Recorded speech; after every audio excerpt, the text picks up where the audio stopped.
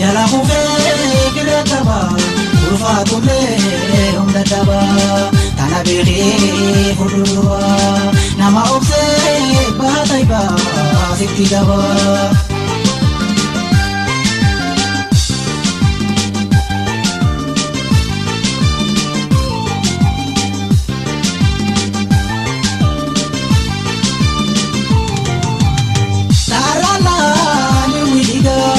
Namni obsaan gara dhiiga keera hamaa jibinfadhu nuumaan baabdii godhu.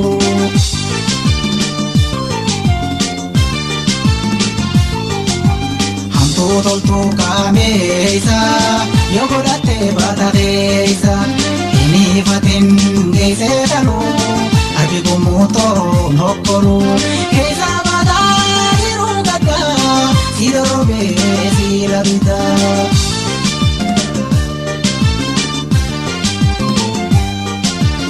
Andoota taa'u bareedu baa lukutuma nama dibaa kafa geesseedhaa dhiyaa gurbaa. Andoota taa'u bareedu baa lukutuma nama dibaa kafa geesseedhaa dhiyaa gurbaa.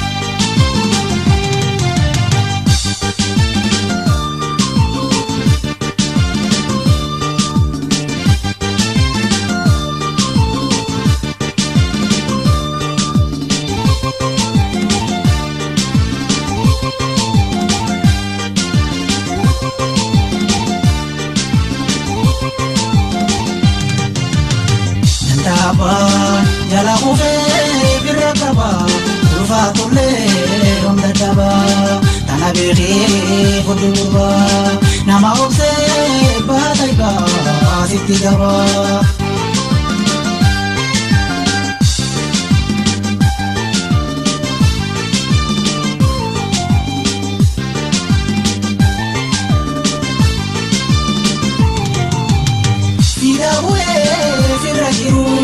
Wanye kaduri ziaru nandapa jala gore iraraba gora sare.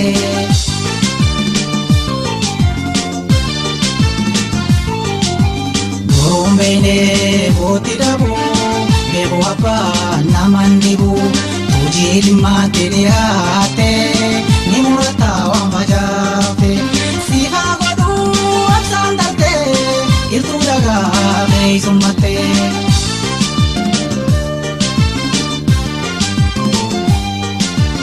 Antoota taa'u bareedu baa lukutuma nama dibaa lafa geesseedhaa dhiyaa gurbaa. Antoota taa'u bareedu baa lukutuma nama dibaa lafa geesseedhaa dhiyaa gurbaa.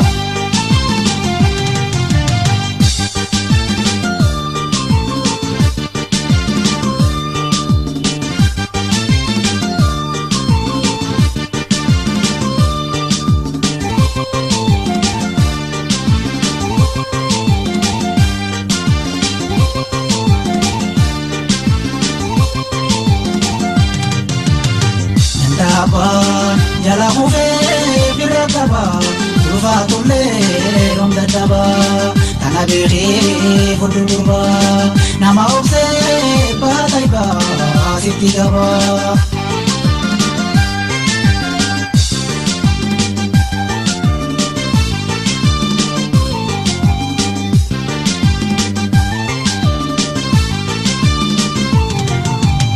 Ulfaateedhaan dibaasini dadhabeedhaan furgaasini gadaan tartuu silbiibbadhu qabaa tolchii ciniinnadhu.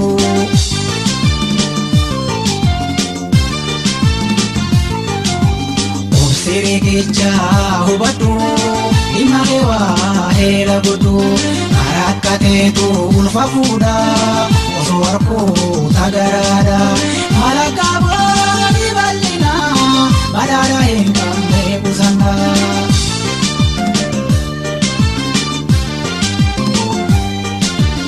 Antoota taa'u bareedu baa lukutummaa nama dibaa lafa geesseedhaa dhiyaa gurbaa. Hantuuta ta'u bareeduuba rukutummaa nama dhiba lafa geessidhaalee agurba. Hantuuta ta'u bareeduuba rukutummaa nama dhiba lafa geessidhaalee agurba. Hantuuta ta'u.